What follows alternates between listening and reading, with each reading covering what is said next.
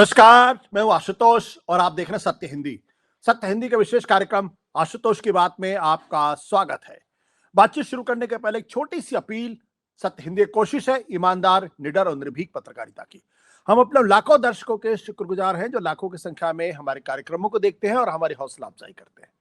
हम उनसे एक और छोटी सी गुजारिश करना चाहते हैं कि आप न केवल हमारे कार्यक्रम देखें, बल्कि संभव हो सके तो हमारे वीडियोस को बड़ी संख्या में सर्कुलेट करें, डिस्ट्रीब्यूट करें और शेयर करें, ताकि ईमानदार पत्रकारिता ज्यादा से ज्यादा लोगों तक जाए। और अब आज की बातचीत शुरू करते हैं। आज शनिवार है, हम बातचीत करेंगे न्यू इंडियन एक्सप्रेस के एडिटोरियल डायरेक्टर प्रभु चावला से और जानेंगे कि इस हफ्ते राजनीति का मिजाज कैसा था, टेम्परेचर कैसा था। जौहरान ममदानी जो भारतीय मूल के हैं, भारतीय मूल के माता पिता के पुत्र हैं, बहुत छोटी सी उम्र में उन्होंने अमेरिका की राजधानी में तहलका मचा रखा है, अमेरिका की राजनीति में तहलका मचा रखा है और उसकी जो तरंगे हैं वो भारत में भी सुनाई पड़ रही हैं। जौहरान ममदानी ने सारी अटकलों को खारिज करते हुए उन्होंने न केवल न्यूयॉर्क के मेयर का चुनाव जीता है, बल्कि अब वो आधिकारिक तौर पर न्यूयॉर्क के मेयर भी बन गए हैं। उनकी मां मीरा नायर ने कहा है, now she is the mother of New York. Meera Nair मशहूर फिल्मकार, बहुत सारी अंतर्राष्ट्रीय फिल्में बनाई, लेकिन इस वक्त वो जौहरान ममदानी की मां है। जौहरान ममदानी ने शपथ लेते ही एक विवाद को जन्म दिया। उन्होंने भारत में पिछले 5 साल से जेल में बंद जवाहरलाल नेहरू विश्वविद्यालय के रिसर्च स्कॉलर उमर खालिद का जिक्र किया और उमर खालिद को याद किया। उमर खालिद को लेकर देश में 2 अलग अलग राय है। एक, उनके ऊपर यह राय है कि दरअसल दिल्ली में जो दंगे भड़के थे उसकी साजिश में वो शरीक थे, इस वजह से वो जेल में है। 5 साल हो गए, उनको बेल नहीं मिल रही, जमानत नहीं मिल पा रही। लेकिन एक दूसरा तबका जिसको लगता है कि नरेंद्र मोदी की सरकार ने उनको जानबूझ के फंसाया है और जेल के अंदर बंद रखा है। ममदानी उनके साथ साथ 4 और कांग्रेस के सांसदों ने, अमेरिकी कांग्रेस के सांसदों ने उमर खालिद के पक्ष में बयान दिया है। बीजेपी का कहना है दरअसल ये भारत के अंदरूनी मामलों में दखल है। ये पूरी की पूरी पॉलिटिक्स क्या है, जानेंगे प्रभु चावला से। प्रभु जी, आपका बहुत बहुत स्वागत है। जौहरान ममदानी भारतीय मूल के पहले जो न्यूयॉर्क यानी दुनिया के सबसे अमीर शहर का मेयर, आपको खुश होता है, आप खुश होते हैं ये खबर सुन के या इस खबर को सुनकर? नहीं, भारत मतलब अमेरिका में पैदा हुए, उनके माँ बाप जो हैं, उनकी माँ पर्टिकुलरली भारत में काम करती हैं, फिल्म बनाती रही हैं और जिस तरह की फिल्में वो बनाती हैं उसका असर उनके बेटे के ऊपर है, लिबरल है, सब कुछ है, उस तरह की बातें का खून तो वही है ना अल्टीमेटली। पर सवाल ये होता है कि ममदानी साहब ने वहाँ भाषण दिया उस देश के जहाँ का राष्ट्रपति पूरा रिपब्लिकन जो नेशनलिज्म के बल पे जीता है, जो उनके खिलाफ बोलता रहा, प्रचार भी किया, उसके बावजूद भी उस यंग एज में आकर के उन्होंने एक सेक्युलरिज्म, लिबरलिज्म का कार्ड खेला और उसके ऊपर चुनाव जीत गए। क्योंकि न्यूयॉर्क के अंदर हर किस्म के लोग रहते हैं, हर किस्म के मल्टीनेशनल, वहाँ पर यूनाइटेड नेशन है, सब कुछ है, तो वहाँ पर एक मल्टी कल्चरल डायमेंशन बनी हुई है। सवाल ये उठता है कि उन्होंने जो कहा, आपने नाम लिया खालिद के बारे में कि 5 साल से जेल में है, जेल में नहीं होना चाहिए, नहीं होने से कोर्ट फैसला करेंगे, पर कोर्ट जिस हिसाब से चल रही है तो जुडिशरी के ऊपर भी क्वेश्चन उठना जायज है कि उनके ऊपर फैसला ना लेना और बाकी के ऊपर फैसला लेना, जितने भी लोग हैं उनको जल्दी छोड़ देना, क्वेश्चन मार्क उठ सकता है। इसलिए जो भी जुडिशरी के ऊपर हो रहा है तो हमारा इंटरनल मामला है। पर ममदानी से बोला, उन्होंने एक संदर्भ, क्योंकि कॉन्टेक्स्ट क्या है कि उनके पास गए, उनसे मिले, मिलने के बाद उसने अपने बेटे की बात की, तो एक डिप्लोमेट है वो आदमी, एक पॉलिटिशियन है, तो उसने एक नोट लिखा अपने बेटे के लिए, उसके लिए। अब वो लिबरल तो हैं, उनका कनेक्शन तो आइडियोलॉजिकली तो खालिद के साथ जुड़े हुए हैं, पर बाहर का नागरिक होने के नाते जिन्होंने भाषण दिया उसके ऊपर सवाल बीजेपी वाले उठा रहे हैं, बाकी लोग भी उठा रहे हैं कि राहुल गांधी को भी जोड़ दिया उसके साथ। अब ममदानी साहब कंट्रोवर्सी में रहते हैं, उनका पूरा सपना आगे जाकर के वहां के राष्ट्रपति बनने का भी होगा, तो उस तरह का वो अपनी फील्डिंग कर रहे हैं, तो ठीक है। परंतु मेरा सवाल उल्टा है कि भारत के लोग कह रहे हैं कि हमारे इंटरनल अफेयर्स में आप इंटरफेयर कर रहे हैं। अब वो मेयर हैं, अब वो पॉलिटिकल फ्री पढ़ रही हैं, वहां के वो मेयर हैं न्यूयॉर्क के, ना कि किसी एक पर्टिकुलर कम्युनिटी के। उनको अपने दिमाग में ये ख्याल रखना चाहिए कि भारत के अंदर और भी कुछ हो रहे हैं। मैं सवाल उनसे यही पूछूंगा कि जो बांग्लादेश में रहा उसके कब बोले, वो नहीं बोले, उनको भी बोलना चाहिए था ना उनको। कश्मीर में जब किस तरह से लोग, पाकिस्तान में जो कुछ हो रहा है क्या उसके ऊपर बोले? ईरान के अंदर पिछले 5 दिन के अंदर लोगों को गोलियों से मारा जा रहा है, क्या उसके ऊपर बोले? तो अपनी वो आइडेंटिटी खुद डिस्क्लोज कर रहे हैं कि मेरी पॉलिटिकल आइडेंटिटी तो है कि मैं मेयर बन गया वहां का, मेरी आइडियोलॉजिकल आइडेंटिटी क्या है, मैं कम्युनिटी के साथ जुड़ा हुआ हूँ। जब मेरी कम्युनिटी के साथ कुछ होगा तो मैं बोलूंगा। तो अपने देशों में जहाँ की उनकी कम्युनिटी मेजोरिटी में है, वो अगर कुछ भी करती रहे उसके ऊपर नहीं बोलेंगे। तो उस लिबरल जो उनका फसाड है उससे एक्सपोज होता है। अगर खालिद के बारे में बोला, मैं ठीक बोला, जो भी बोला उनका सबके साथ हो सकता है, परंतु अपने आप को एक्सपोज करना, ममदानी जैसे लोग बहुत खतरनाक इसलिए हो जाए कि वो अपनी जिस तरह से जीत के आते हैं, वो अपनी आइडेंटिटी जो कल्चरल है, उनकी आइडियोलॉजिकल है, जब खानदान से है, खून से है, उसको भूलते नहीं है। जाकि बाकी लोग भूल जाते हैं। वो हिंदू अगर बोलता है कि मैं हिंदुओं के साथ बोल खड़ा होऊंगा, कहेंगे ये कम्युनल है। अब मुसलमान ममदानी खड़ा हो रहा है मुसलमान के साथ, तो क्या ये कम्युनलिज्म नहीं है? तो इस तरह के ये जो डुप्लीकेट लोग होते हैं, जो चुनाव जीतने के लिए कुछ भी कर सकते हैं, परंतु जब बात आती है कम्युनिटी की, उसके साथ हर पॉलिटिशियन जो है, हर पॉलिटिकल पार्टी के लोग अपने रिलीजन का खड़े जाते हैं, मेजोरिटी होती है। चाहे बीजेपी हो, चाहे कांग्रेस हो। कई बार कांग्रेस का नेता क्या होता है जो हिंदुओं के साथ खड़ा हो जाता है, मंदिरों में जाना शुरू कर देता है। ममता बनर्जी में 5 मंदिर बना दिए उसने वहां पर बांग्लादेश के अंदर। पिछले 12 साल में तो बनाए नहीं थे उसने, तो 13 साल में अभी क्यों बना दिए? तो जो आपकी बात ठीक है कि उसने जो इश्यू उठाया, जुडिशियली ठीक हो सकता है, परंतु उसकी क्वेश्चन मार्क इसलिए लगता है क्योंकि उसने इस तरह के जो अत्याचार बाकी देशों में हो रहे हैं, मुस्लिम देशों के अंदर हो रहे हैं, उसके ऊपर भी सवाल उठाना चाहिए था। तो ममदानी बेसिकली डुप्लीकेट है, अपॉर्चुनिज्म की बात कर रहा है वो। नहीं, मेरा मेरा सवाल ये कि उमर खालिद को लेकर ममदानी ने कोई पहली बार नहीं बोला है। जब वो चुनाव लड़ रहे थे उस वक्त भी वो उमर खालिद के बारे में बोल रहे थे, और उसके बाद जब चुनाव जीते तब भी उन्होंने उमर खालिद के जो लेटर्स है उसका जिक्र किया था। तो इसमें कुछ नया नहीं है जो इन्होंने इस बार बोला। हाँ, नई चीज ये है कि उनके पिता जरूर गए न्यूयॉर्क और वहां पे उन्होंने ममदानी से मुलाकात की। अगर वो उमर खालिद का मुद्दा उठा रहे तो उसमें गलत क्या है? गलत मैं कह रहा हूँ ना कि चुनाव जैसे आपने कहा पहले भी हुआ था, मैं सवाल उठा रहा हूँ कि जो बांग्लादेश में हो रहा है उसके ऊपर क्यों नहीं उठाते? वो मेयर है, मैंने पहले कहा, mayor of New York, not mayor of a particular community. जब जीतने से पहले आप कुछ भी कह सकते हैं, पॉलिटिशियन है कुछ भी है। जब आप एक कॉन्स्टिट्यूशनल पोस्ट ओथ लेते हैं कि मैं सचिन के बराबर रूल करूंगा, सबको ठीक करूंगा, अब ईरान में जो हो रहा है उसके ऊपर क्यों नहीं बोलते? मैंने और पाकिस्तान के अंदर इमरान पड़ा है पिछले 5 साल से, 3 साल से जेल के अंदर, जो टॉर्चर उसके ऊपर हो रहा है, कभी बोला उन्होंने उसके ऊपर? इमरान भी डोमिनेटेड किसी पॉलिटिकल पार्टी का नेता है ना, उसको सजा दिए जा रहे हैं उसके लोगों। अब पत्रकार आपने वहां पर जो बंद कर दिया, कल 7-8 पत्रकारों को भी जेल सुना दी वहां पर जाकर के, बांग्लादेश के अंदर जो कुछ हो रहा है। तो ममदानी जैसे आदमी जो हैं, जो पढ़े लिखे हैं, मॉडर्न लगते हैं, अच्छी भाषा बोलते हैं, अच्छा आउटलुक उनका हो सकता है, परंतु मैं ये कह रहा हूँ कि आइडेंटिटी आपकी होना चाहिए कॉज के साथ, कम्युनिटी के साथ नहीं। अगर फ्रीडम की बात करते हैं तो चाहे वो या अपना जेएनयू का लड़का हो, चाहे वो बांग्लादेश का हो, चाहे वो अमेरिका का हो, चाहे कहीं का, सबके लिए बोलना चाहिए उनको। तो एक ही उसके लिए क्यों बोल रहे हैं खालिद के लिए पिछले 2 साल से या 1 साल से? Why only one person?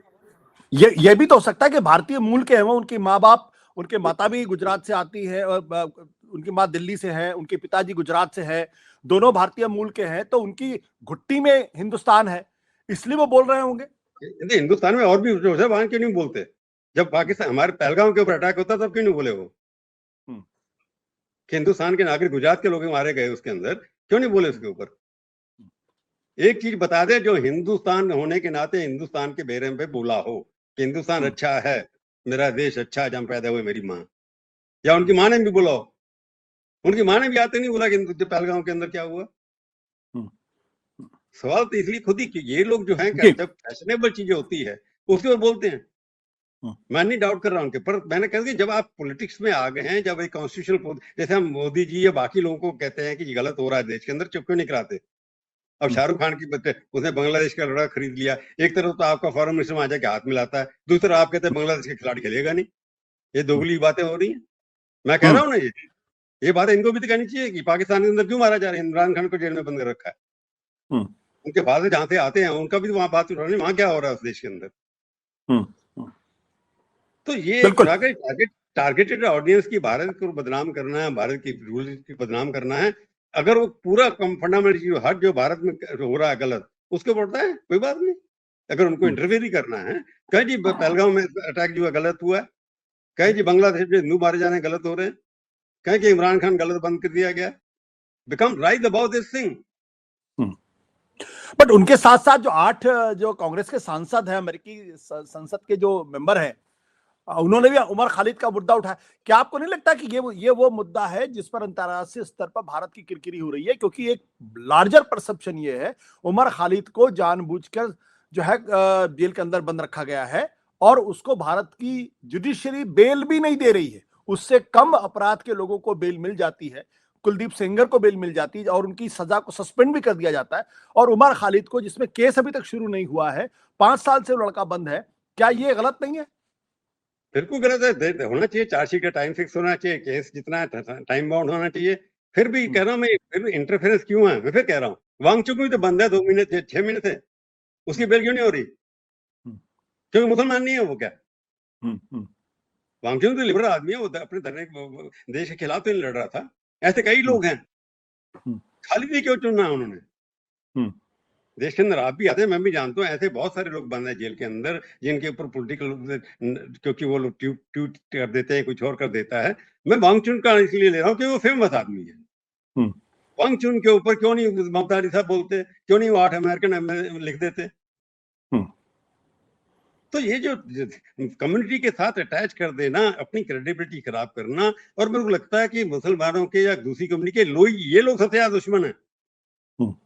Instead of protecting them, उनको अटैक करके भारत के अंदर ये गलत हो रहा है, चाहे वांगचुक हो, चाहे खालिद हो, कोई भी हो, इस तरह के लोगों के साथ टाइम बाउंड केस चलने चाहिए, सजा होनी चाहिए, इश्यू उठाइए आप।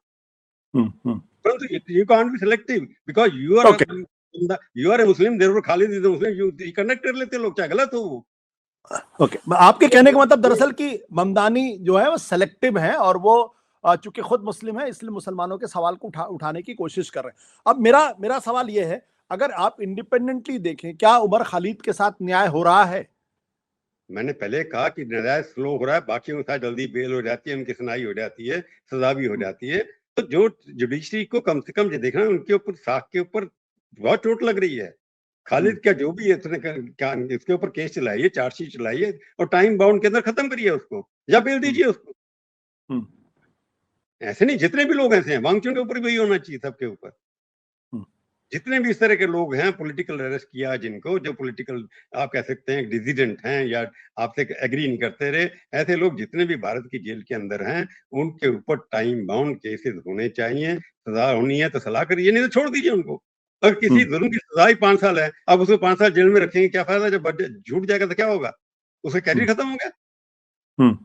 तो हमारे जुडिशियल सिस्टम के अंदर, चाहे वो खालिद आता है, चाहे वांगचुक आता है, चाहे कोई और आता है, उनके ऊपर इस तरह के केसेस के ऊपर, जैसे इमरजेंसी के अंदर लोगों को बंद कर दिया गया, 18 महीने तक कोई केस नहीं चला किसी के ऊपर, अपने आप छूट गए सारे, उसके बाद इमरजेंसी हटा दी गई थी।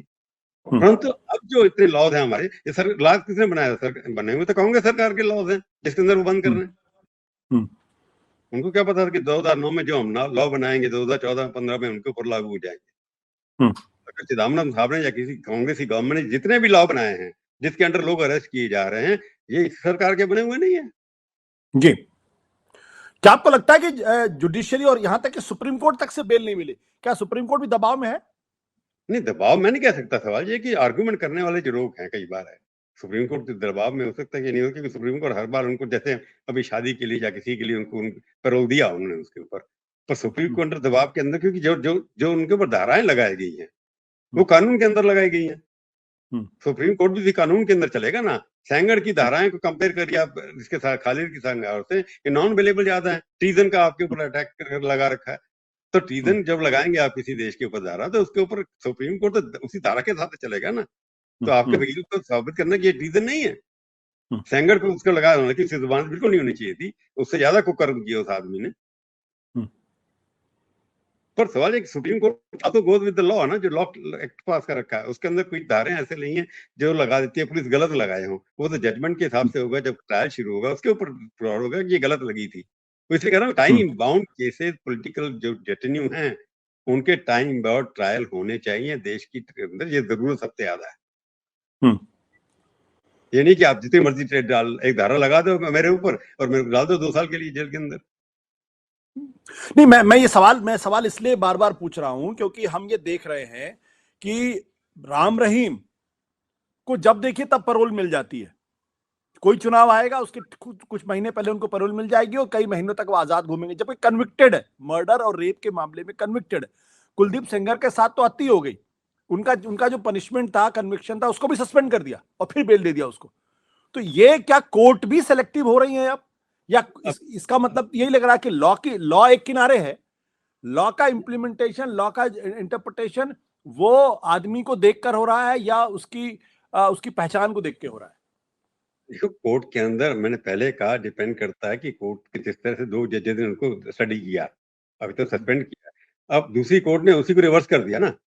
तो अल्टीमेटली सुप्रीम कोर्ट ने कई जगह गलत है, कई ठीक है। अब सेंगर के मामले में सुप्रीम कोर्ट ठीक लगती है, वांगचुक के वाले में ठीक नहीं लगती, या खालिद के मामले में ठीक नहीं लगती। ये हम और आप तो डिसाइड नहीं कर सकते ना कि ऐसे केसेस होंगे 50, जिसमें आपको जैसे किसी चीफ जस्टिस ने कहा कि हम मीडिया के हिसाब से चलेंगे नहीं, हम तो कानून के हिसाब से चलेंगे। मैंने शुरू से कहा कि आप केस वाइज कोर्ट को मत देखिए, सिस्टम को देखिए आप कि कलेक्टिवली मेरे को जो जजमेंट पसंद है, अगर मैं चुनाव जीत गया, उसी मैंने कहा ना SIR हुआ या नहीं हुआ, चुनाव जीत के पहले तो मशीनें ठीक हैं, चुनाव हार के तो मशीनें खराब हैं, ये सब चलेगा नहीं। एक केस में अगर आप कहते हैं, जैसे वो भारद्वाज थी, राइटर थी, वो जो बेचारी जेल में काफी देर से पड़ी रही, एक और राइटर थे महाराष्ट्र के जो जेल में बंद रहे काफी देर, मर गए अभी थोड़ी देर पहले, उनके साथ भी हुआ।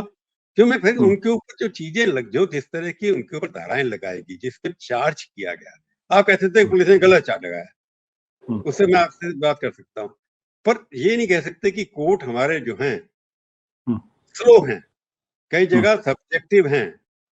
बिल्कुल सहमत हूं मैं आपसे, पर सवाल उठता है कि ये जो 5-6 केसेस हैं, ये उस दायरे में आते हैं जिसके अंदर जो NSA वगैरह जो बना रखे हैं, उपा बना रखा है, ये बना रखा है, उसके अंदर वेरिएबल है ही नहीं ऑफेंस। तो उस लॉ को स्ट्राइक डाउन किया जाए, supreme court will follow the law, justice is blind.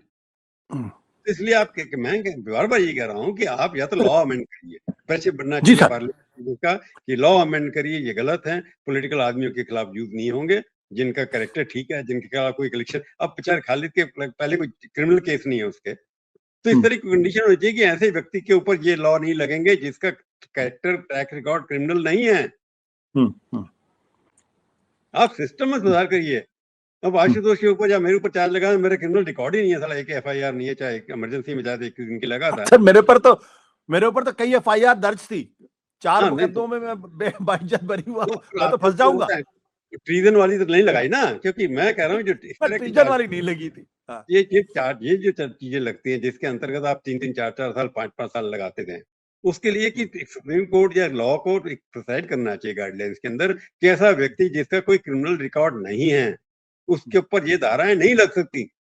पर सर एक चीज देखने, ये सवाल मैं इसलिए पूछ रहा हूं क्योंकि एक चीज देखने में आ रही है कि अब कोर्ट्स जो हैं वो जो इंडिविजुअल राइट्स हैं, जैसे हेबियस कार्पस है, उसमें भी कई साल लगा देती है। कश्मीर के मसले पर आप देखिए कितने मुकदमे दर्ज हुए, लेकिन कोर्ट ने कोई उसका तवज्जो नहीं लिया। कई लोगों को छोड़ भी दिया ना, कश्मीर में तो काफी लोग छूट गए। हाँ छूटे, लेकिन लंबा जेल में रहने के बाद। हाँ, मतलब कश्मीर के अंदर तो मैं कहूंगा कश्मीर के ऊपर काफी लोगों को छोड़ा गया। अभी इसी दंगे दिल्ली में हुए थे, काफी लोग इक्विट भी हो गए इसके अंदर। अभी आपने देखा पिछले 2-3 महीने के अंदर 10, 12, 20 लोग इक्विट हो गए क्योंकि उनके पास एविडेंस नहीं था। हालांकि देर लगी उनको, अरेस्ट करके रखा है इतने साल तक। पर हमारा लीगल सिस्टम स्लो है, उसमें फॉल्ट है, पर कानूनों को बदलना पड़ेगा। उसके ऊपर कोर्ट को आप बार बार ब्लेम करते ना, क्योंकि फिर प्रॉब्लम बन जाता है। कोर्ट के अंदर इतने लाखों केस आते हैं, 2-4 को लेकर के 2-4 फेवर में जाते हैं, 2-4 फेवर के अगेंस्ट जाते हैं। अब जिन लोगों को छोड़ा गया मुसलमान भाइयों को दिल्ली राइट्स के अंदर, उसके बारे में तो कोई डिस्कस नहीं करता। ये कोर्ट ने अच्छा किया, जो रह गए उनके लिए पकड़ के बैठे हुए हैं। अब कोर्ट को ऊपर ब्लेम कर रहे हैं, ठीक है, कई जजेस का होता है, जैसे अब कोर्ट के जजेस के ऊपर उन्होंने आरोप लगाने शुरू कर दिए, ये जज तो वहां था, ये जज तो वहां था। ऐसे कई वकील है जो बनते हैं कांग्रेस सरकार के अंदर, ऐसे जजेस है मैं जानता हूँ जो कांग्रेस को डिफेंड किया, फिर जजेस बन गए, सुप्रीम कोर्ट में बन गए, कांग्रेस के MP थे, सुप्रीम कोर्ट के जज बन गए। जुडिशरी एक हिंदुस्तान की अभी भी ऐसी, मैं कहूंगा, प्रेस के बारे में अब नहीं कहूंगा जो कहता था पहले में, जुडिशरी में अभी भी 90% इंडिपेंडेंस है। देश की जुडिशरी अभी तक बचा के बैठी है डेमोक्रेसी को। प्रेस ने खत्म कर दिया लगभग, पर जुडिशरी बचा के बैठी है। आपसे आखिरी सवाल, आप ममडानी का करियर क्या देखते हैं आगे? ममतानी जिस तरह चल रहे हैं, मेरे को लगता है उस तरह के अंदर उनका फ्यूचर नहीं है अब। क्या बन गए एक बार मेयर के अंदर, क्योंकि अब मेयर के बनने के बाद सेंट्रल गवर्नमेंट के साथ लड़ करके फेडरल गवर्नमेंट के साथ वहां पर अगर आप एक होटल के अंदर $800 मिलियन इसलिए खर्च कर रहे हैं क्योंकि वहां पर आकर इन्फिल्ट्रेटर रह रहे हैं, ये चलेगा नहीं। वहां के लोग समझना शुरू करेंगे, न्यू जनरेशन भी बार बार समझने की कोशिश करेगी। उसको पहले थिंक करना पड़ेगा, he has to behave like a mayor of New York, financial capital of the world, diplomatic capital of the all the international organisation वहां बैठी हुई है। और एक बार चल गए आप, इस तरह से ममदानी का फ्यूचर, क्योंकि जिस तरह से सोच रहा है उस तरीके से अगर आगे अब ओबामा भी थे, वो भी बराक ओबामा, उनका भी नाम जुड़ा जाता कि मुस्लिम बैकग्राउंड है, ये है वो है दुनिया भर की, पर ही रोज अबाउट दैट। उनकी भाषा में इस तरह की भाषा कभी नहीं लगती थी। बराक ओबामा के ऊपर काली चार्ज लगे कि वो ये है वो ये है, परंतु आज भी उस आदमी की रेस्पेक्ट उतनी की उतनी है। तो ये तो बिकम बराक ओबामा, आगे बढ़ पाएंगे। Okay, thank you sir, thank you.